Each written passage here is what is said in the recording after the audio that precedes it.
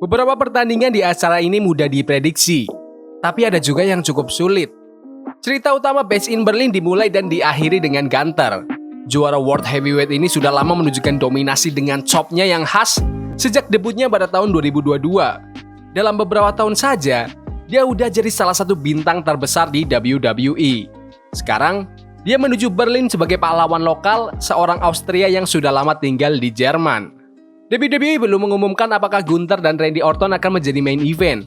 Tapi dimanapun mereka ditempatkan, penonton pasti bakal antusias. Meskipun feud ini belum dibangun dengan waktu yang cukup lama. Aku juga berharap penonton bakal heboh untuk setidaknya 2 pertandingan lainnya. Drew McIntyre CM Punk dan The Terror Twins The Judgment Day, yang sekarang ini lagi jadi cerita terpanas di dunia gulat. Ditambah lagi, pertandingan Cody Rhodes lawan Kevin Owens untuk WWE Championship yang langka antara 2 babyface, serta Bianca Belair dan Jade Cargill yang berusaha merebut kembali gelar Tag Team Championship-nya dari The Unholy Union. Pertandingan-pertandingan ini cukup solid untuk ukuran acara premium kelas menengah. Sebelum kita lanjut, aku pengen kalian like dan share video ini ke teman-teman kalian yang suka WWE, dan jangan lupa subscribe soalnya channel ini upload video setiap hari. Let's go. CM Punk lawan Drew McIntyre dalam street match. Feud antara CM Punk dan Drew McIntyre adalah salah satu yang paling panas di dunia gulat saat ini. Fans pasti bakal antusias banget dengan pertandingan ini, mungkin lebih dari pertandingan lain yang gak melibatkan Judgment Day. Sebulan lalu, orang-orang ngomongin feud ini seolah-olah ini salah satu storyline non-gelar terbaik dalam sejarah gulat. Coba deh, nonton lagi momen-momen awal di pertandingan mereka di SummerSlam. Buzz dari penonton cuma muncul kalau mereka benar-benar terlibat secara emosional. Tapi, dalam sebulan terakhir, rasanya feud ini kurang greget.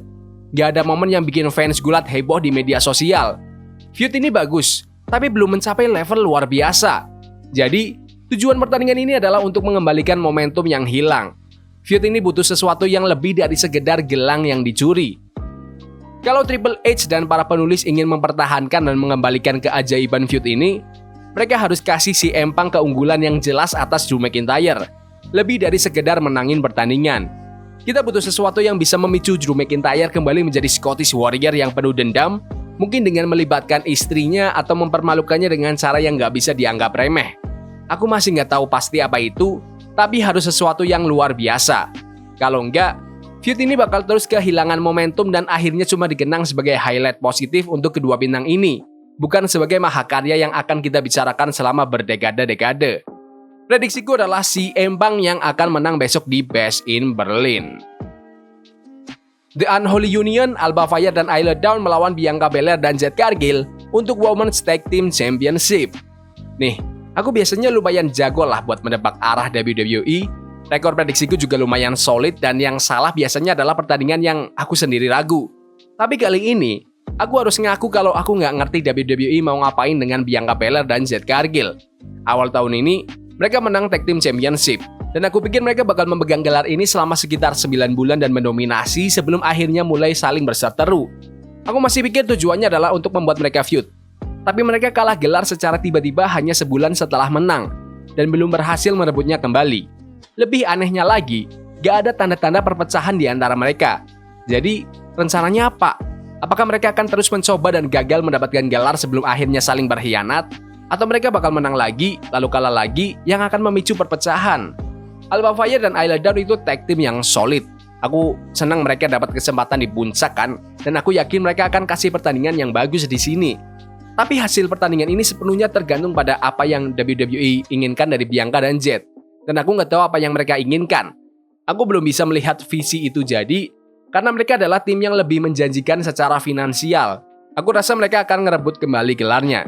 Jadi prediksiku yang akan menang di Bash in Berlin adalah Bianca Belair dan Jade Cargill.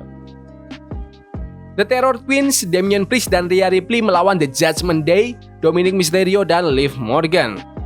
Aku cukup yakin kalau feud ini pada akhirnya akan berakhir dengan Rhea Ripley yang merebut kembali gelar Women's World Championship dari Liv Morgan dan Damian Priest mendapatkan keunggulan atas Finn Balor dalam pertandingan tunggal. Rhea sedang menuju puncak karirnya dan bisa jadi bintang terbesar dalam sejarah gulat wanita.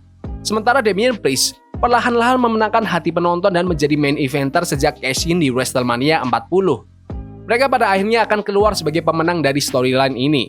Tapi aku masih ragu apakah kesuksesan itu dimulai di sini atau masih nanti. Dalam feud yang lebih konvensional, Rhea dan Damian akan jadi favorit.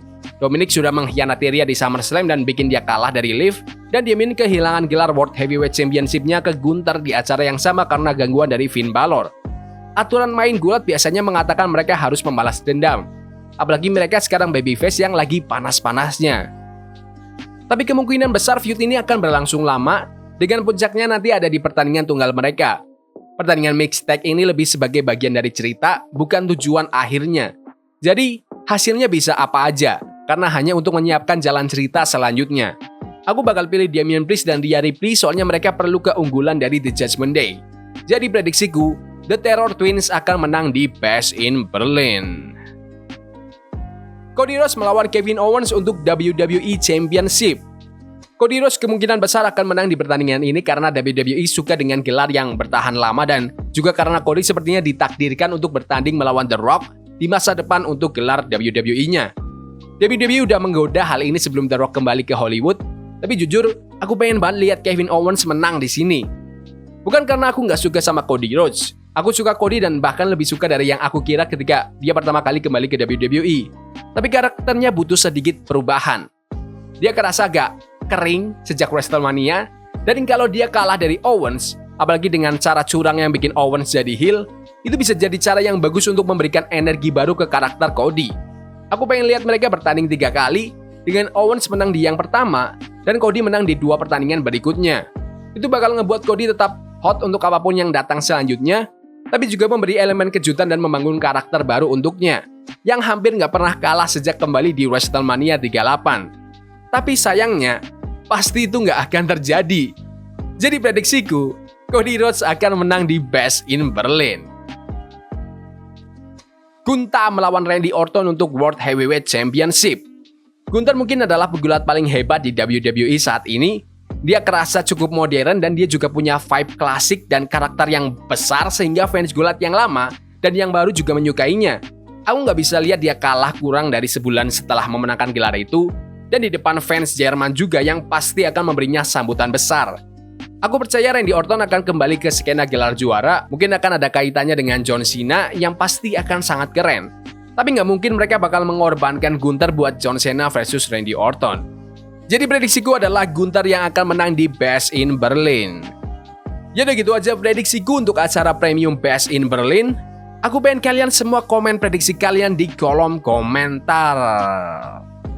Ya udah gitu aja video hari ini. Jangan lupa like dan subscribe ke channel ini karena aku pengen 6.000 subscriber di bulan ini. Tolong bantu. Yes boy, see you. Forbidden fire on Nico, burning for love we can hold. I wish we were